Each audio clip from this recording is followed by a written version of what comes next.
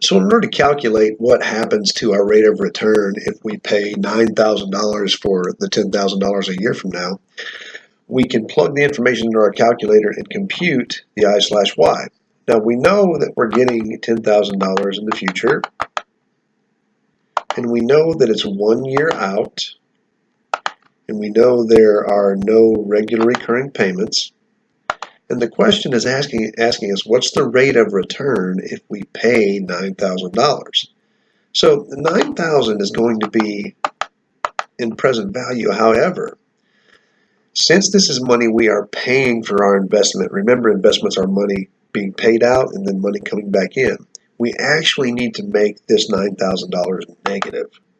And that's what goes into our present value. That said, we can compute our I/Y, and we can see that if we pay $9,000 for it, we will have an 11.1% return.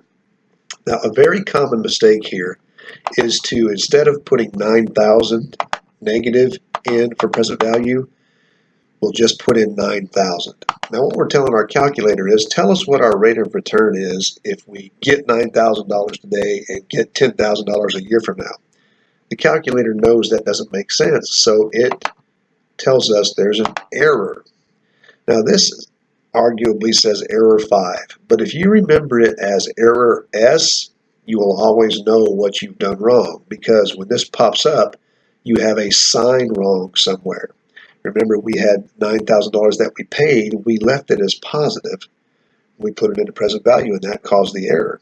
So if we instead made that number negative,